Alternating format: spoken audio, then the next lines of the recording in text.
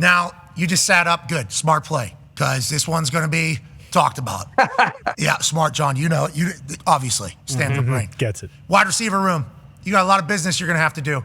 And I think you've even mentioned before, like, we've had to do this before too. Seemingly always us having to do this. And it's because of the eyeing of talent, the finding of talent, bringing in of talent, success, a lot of eyeballs, and everybody wanting, everybody that you have seemingly on your team, especially when you have a plethora. That wide receiver room has a lot of business that has to be handled. Is that how you see it?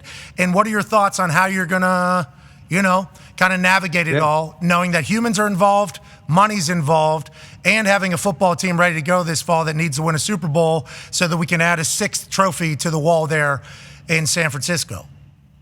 Yeah, well, here's my thoughts. I love our roster. I love the way it's comprised. As I said, we were right there, and we got to find a way to get just a little bit better.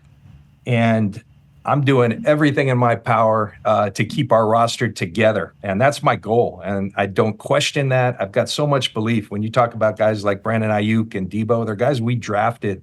They're guys we take a lot of pride in what they've become, who they've become, and we couldn't be more proud of those guys. And so, during the course of drafts and off seasons, do conversations happen? Absolutely, they do.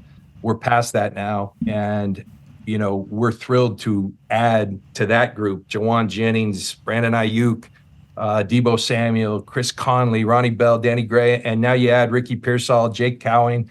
I think we made an already strong group even stronger. And part of my job is to think about the now and then to think into the future as well, think out.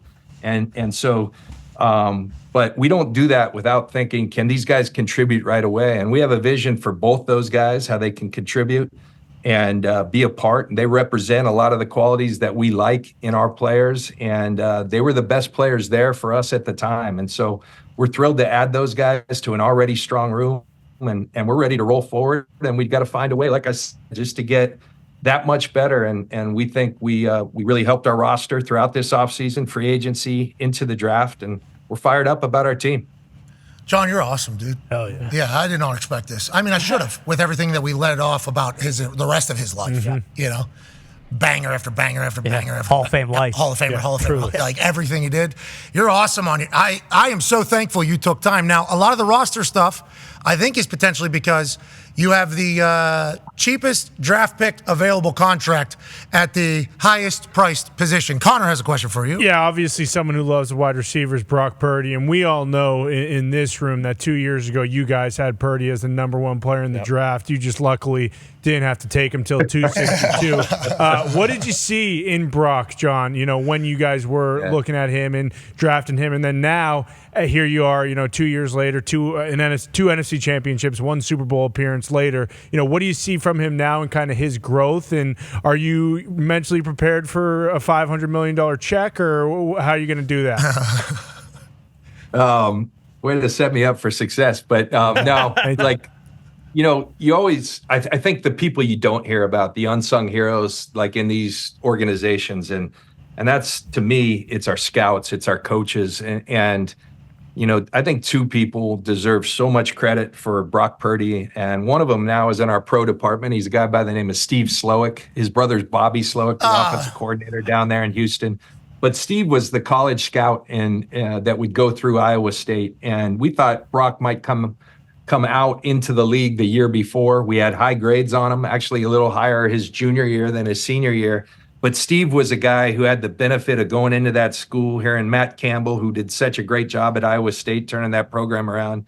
And Steve would always come during these draft meetings, in the fall meetings, in the draft meetings, and just speak so glowingly about Brock and the culture changer he was, how Iowa State would not be where they're at without Brock Purdy.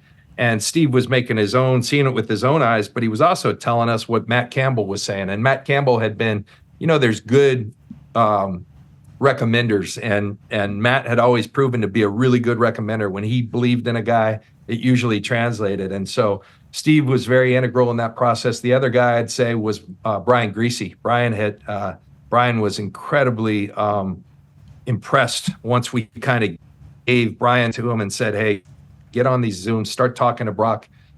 And Greasy came back extremely convicted. And then it's in Kyle's hands, it's in my hands, and we start watching, and we were so smart. We waited till the very last pick to draft him, and thank God he was there.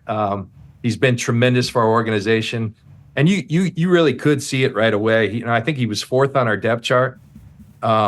And there's a corny saying that people say, about training camp and like, don't count your reps, make your reps count. And the one thing we saw about Brock, he'd get like 3 or 4 reps a practice when we first started. But man, he didn't come in and just play it safe. He was ripping it in windows that were small and doing so with confidence. That's a hard thing to do because it's an easy way to get run right out of here when you're the last pick in the draft and you're trying to make these bold plays. But he just played with a confidence, a poise, and you start seeing that. Then it's like Kyle says, well, let's give him 6 reps, and then let's give him 8 and 10. And he just kept kind of doing it over and over and over again. And Trey got hurt, and, he eventually just kept getting better. And then ultimately Jimmy Garoppolo, who had come back, got hurt versus Miami. Brock goes in, and kind of the rest is history. He played with an incredible – I'll never forget that first game against the Dolphins. I mean, Brian Flores was the defensive coordinator, the head coach then. And, if you watch Minnesota, they come at you harder than anybody. They blitz more than anybody. Well, that's what they did with Brock out there. And the poise with which he took that challenge on and led us to a victory, man, you started to think we might be on to something, and then it just kept getting better. And Brock's been awesome, and we're thrilled to have him part of our organization. He's an awesome kid, and he's got a lot of ability, and it's a great story, but it's more than a story now. He's our guy, and we're thrilled to have him. Yeah, he's awesome. And there's a bunch of rumors every offseason about conversations that you have potentially or Shanahan has with people, and you just saying there, he's our guy, and it's awesome, is a beautiful thing because, when Mr. Irrelevant comes around, now everybody's going to say, this could be a next Brock Purdy. Look out. That's what they're going to say. And guess what? They're not. They are. This dude is an anomaly, I think. From the way he dresses, the way he responds to things, the way he acts, the way he throws, the confidence in which you say he talked about on day 1, 4 reps, trying to throw some seeds. If those are pick 6, this guy sucks. Why are we wasting a body on him? Instead, he becomes your guy. He's jacked too, huh? Was that Photoshop I saw on the internet, or is he...